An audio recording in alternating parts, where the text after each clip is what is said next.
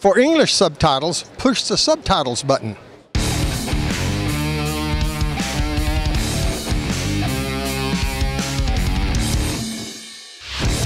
Hallo zu einer neuen Reptil-TV-Folge. Guckt mal mein hübsches Intro-Tierchen. Er will aber irgendwie nicht so richtig, wie ich will. Aber er muss. Ein super schöner Dschungelteppichpython, ne? Morelia spilotes cheney. Dschungelteppichpython, früher ein legendäres Terrarientier. Die letzten Jahre vielleicht gleich ein wenig abgetaucht, aber ist wieder am Auftauchen. Also die Cheneys bestechen halt vor allem durch ihr Schwarz-Gelb, durch ihre extrem hübsche Zeichnung, auch am Kopf, ne, wenn wir mal die Kopfzeichnung anschauen, immer irgendwelche Punkte, Striche, schöne Muster drauf, eben das Schwarz-Gelb. Also wenn man mal überlegt, das Tier hat jetzt gut 2 Meter, hat trotzdem immer noch diese intensive schwarz-gelbe Färbung.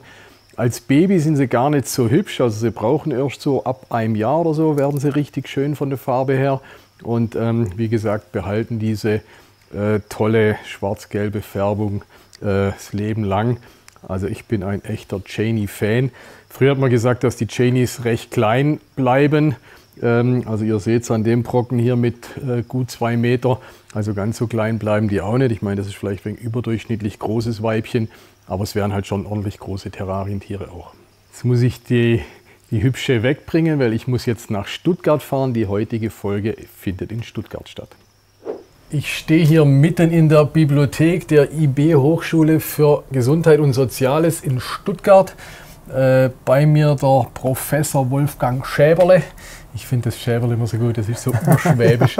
Ihr kennt ihn von Indigo-Folge, haben wir zusammen gemacht. Er hat Indigo-Nattern gezüchtet früher. Pädagogik haben wir zusammen gemacht. Schlangengifte.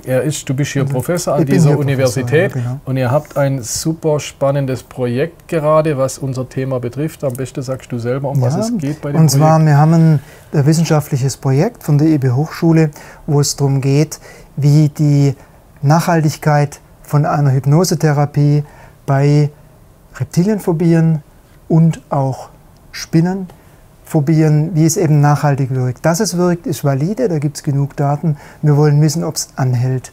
Und also nachhaltig im Sinne von, dass es nicht die Hypnose gemacht wird und dann ein paar Tage hält und dann alles wieder so ist, wie es war, sondern nachhaltig heißt, dass es eine gewisse, oder nicht eine Heilung hat, die über Monate, Jahre, das Leben lang ein bisschen anhält. Dass bestenfalls die Phobie weg ist, einfach nicht mehr da ist. Und da mit in dem Projekt mit mir zusammen ist die Kollegin aus Berlin, die wir jetzt direkt zuschalten. Hallo, mein Name ist Alisa Wenzel und ich bin Studierende im Master of Science Psychologie an der IB Hochschule für Gesundheit und Soziales in Berlin. Gleichzeitig unterstütze ich jedoch auch ProfessorInnen bei ihren hochschulinternen Forschungsprojekten. In diesem aktuellen Forschungsprojekt habe ich unter anderem den aktuellen Forschungsstand recherchiert und Themenblöcke für halbstrukturierte Interviews formuliert. Außerdem unterstütze ich auch bei der Transkription der Interviews, das heißt bei der Verschriftlichung des Gesagten. Und das kann durchaus manchmal mühsam sein, aber es ist auch wahnsinnig interessant, weil ich an der Stelle einfach aus erster Hand erfahre, wie Patientinnen mit Tierphobien die Hypnose erlebt haben und wie sie auch die Effekte beurteilen. Und es macht einfach Spaß, so nah dabei zu sein, wenn sich auch schon erste Erfolge dann innerhalb dieses Forschungsprojektes abzeichnen. Die Frage vorneweg vielleicht noch zum Klären, was ist eine Phobie? Man schwätzt ja die ganze Zeit von irgendwelchen Phobien. Ja, das ist mit 2 Sätzen erklärt. Also jetzt zum Beispiel eine Spinnenphobie. Was ist eine Phobie? Eine Phobie ist eine zielgerichtete Angststörung. Also man weiß, vor was man Angst hat. Das ist die Phobie. Und eine Phobie beginnt dann, könnt ihr euch alle mal selber hinterfragen, wenn es den Alltag beeinflusst. Sobald mich die Spinne in der Ecke wirklich anfängt, in meinem Verhalten zu verändern, dann habe ich eine Phobie. Dass du nicht mehr in den Raum reingehst. Nicht mehr reingehe, mich unwohl fühle, schwitzig werde. Okay. Also immer kleine Dinge, dann spreche ich von einer Phobie. Und ab da sollte man, wenn man es weghaben möchte, mit dem, was wir jetzt nachher erklären.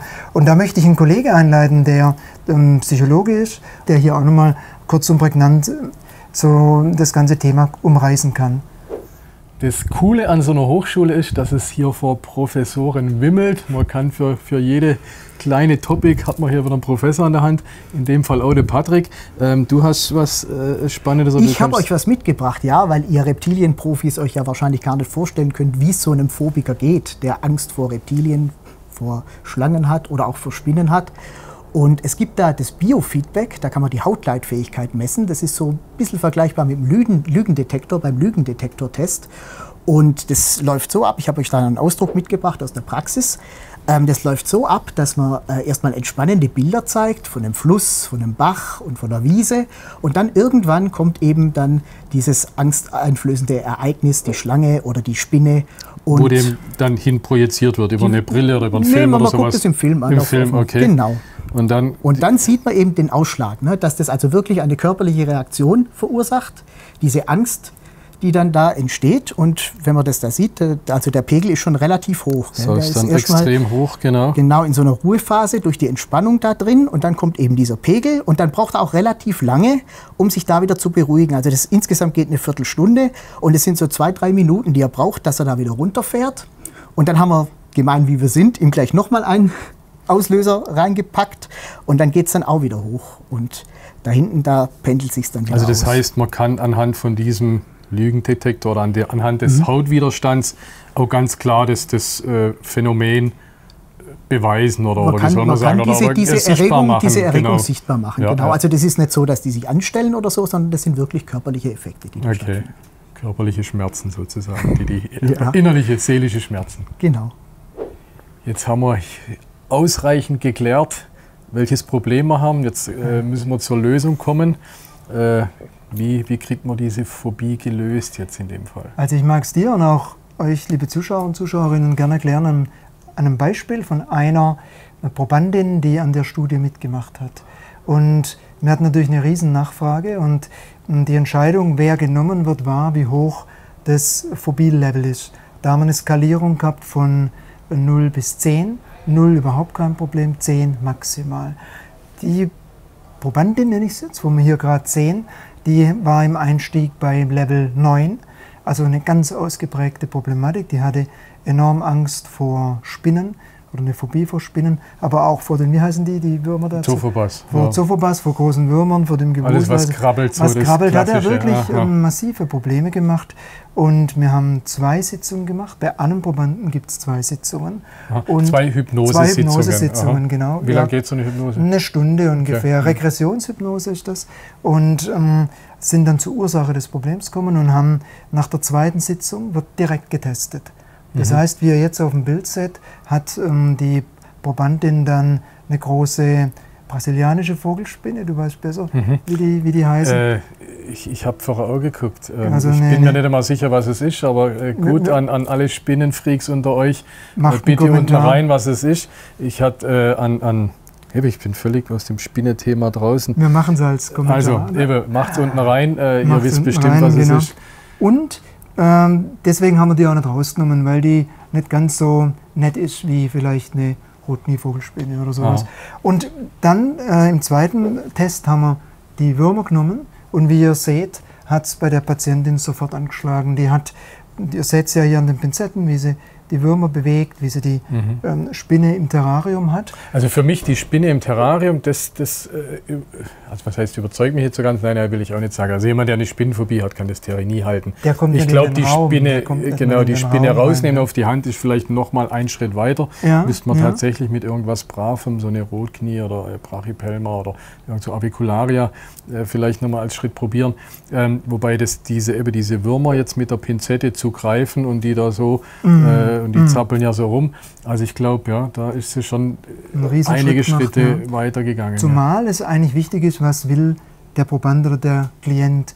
Und in dem Fall war es einfach nur wichtig, dass ihr das keinen Stress mehr macht. Sie wollten nie jetzt eine Spinne auf der Hand oder gar eine Spinne als Haustier. Würde uns natürlich freuen als Affine, aber... Oder dass Sie Bewerbungstest, wenn Sie bei mir arbeiten, wenn er die Spinnen versorgen muss oder so. Okay, und das war nicht geplant, aber Ihr Leben hat sich grundsätzlich geändert. Und wir machen dann Follow-up-Interviews, das heißt nach einer Woche, nach 4 Wochen, nach 3 Monaten, nach 6 Monaten, sodass man wirklich die Nachhaltigkeit immer mit der Skalierung und mit einem Interview Und da waren jetzt nach 4 Wochen schon und auch jetzt nach 3 Monaten, dann ist sie jetzt schon bei Skala 2. 2 bis 3, je nachdem, wie nah und wie groß die Spinne ist. Aber ich meine, was ein Unterschied mit 2 Sitzungen. Das ist natürlich schon toll. Und am Anfang von 9, also von 9 auf 2 runter und sich auf dem Level gehalten. Ne? Und jetzt werden wir es nachtesten und immer nachbefragen. Dann. Ja. Die Hypnose selber, die zeigen wir, also wir machen noch eine Folge über die Schlangenphobie, ne, ja, genauso großes Thema, fast gleiches, ähnliches Thema, ne, also die Behandlung letztendlich auch die gleiche, aber in der Folge zeigen wir die Hypnose selber oder Ausschnitte aus der Hypnose. Ne. Eine Probandin, die sich bereit erklärt hat, dass wir eine Live-Aufnahme machen können und wir werden Ausschnitte davon zeigen und die genau erklären, wie funktioniert das Ganze dann. Passiert. Ja, ja. Super spannend, total, finde ich. Wusste ich auch nicht, dass die Hypnose da so extrem hilft.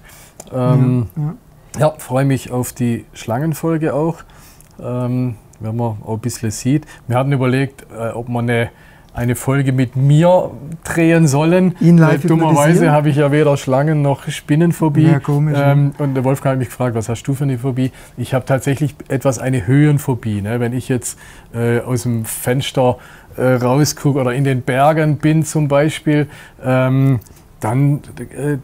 geht es mir auch in den Bauch rein oder so. Also da bin ich schon, witzigerweise, ich tue mein Leben lang schon Fallschirmspringen. Da sagen die Leute, wie kann denn das passen, Fallschirmspringen und Höhenphobie?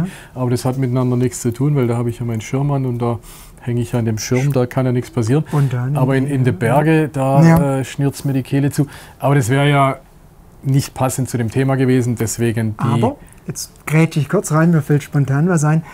Momentan ist doch auf Reptil TV der Aufruf, fragt Stefan, was ihm so geht. Und, ne? Weil wenn da 100 schreiben, wir wollen Stefan hypnotisiert sehen, dann komme ich runter und mach's. Dann machen wir es. Okay. Oder wäre das ein Deal? Das ist ein Vorschlag, also könnt ihr euch dazu äußern, ob ihr das wollt. Ja. Nochmal zurückkommen wollte ich jetzt gern noch die Probandin selber zu Wort kommen lassen. Die hat uns nämlich netterweise einen kleinen Video zukommen lassen, wie es ihr jetzt nach diesen 2 Behandlungen, nach 3 Monaten geht. Den würden wir uns jetzt mal anschauen. Bei mir wurde eine spezifische Phobie behandelt, speziell eine Insektenphobie. Das heißt, ich hatte Angst vor Spinnen, Käfern, Würmern, Maden, Tausendfüßlern, alles was so in die Richtung geht. Und da hat man dann eben schon direkt nach der Hypnose, selbst nach der ersten Stunde schon gemerkt, dass der Kontakt eigentlich überhaupt nicht mehr angstbehaftet war, weil man einfach so tiefenentspannt durch die Hypnose war. Und jetzt auch mehrere Wochen nach den Hypnosestunden kann ich auch feststellen, dass es wirklich sehr viel besser geworden ist. Also die Angst hat sich sehr stark gebessert. Der Leidensdruck ist deutlich weniger geworden. Und genau, und das schon nach 2 Hypnosestunden. Und deswegen kann ich die Hypnose auch wirklich sehr weiterempfehlen, gerade was so spezifische Phobien angeht, einfach weil man mit relativ wenig Behandlungsstunden schon so einen großen Fortschritt eben feststellen kann. Dann, Wolfgang, dir erstmal 1000 Dank Gerne, für das immer. spannende Ding, dass ich hier sein durfte. An euch, wenn ihr es gut fandet, wenn ihr es spannend fandet, Daumen hoch, Kanal abonnieren. Wenn ihr in eurem, also ich nehme an, die, wo Reptil TV schauen, haben wahrscheinlich keine Spinnenphobien oder Schlangenphobien. Wenn ihr Leute in eurem Umfeld habt, kann dieser Film vielleicht helfen, beziehungsweise der Wolfgang kann bestimmt helfen. Der hat hier in Stuttgart, du hast auch eine Praxis hier, gell? Blenden wir unten ein. Da könnt ihr euch oder euer Umfeld oder eure Mitbewohner im Haus, wenn die, so wie bei mir zum Beispiel, mein Vater immer früher gesagt, Schlange kommt nicht ins Haus, dann ab zu dir in die Praxis und dann könnt ihr euch Schlangen, Spinnen, alles als Haustiere anschaffen nach der Behandlung. Ja, ich fand es super spannend. 1000 Dank, Wolfgang, und bleibt mir treu und checkt eure Phobien, oder was? Checkt eure Phobien. Macht's gut, alle da draußen. Nicht checkt eure Phobien, behandelt eure Phobien. Lasst eure Phobien behandeln, genau.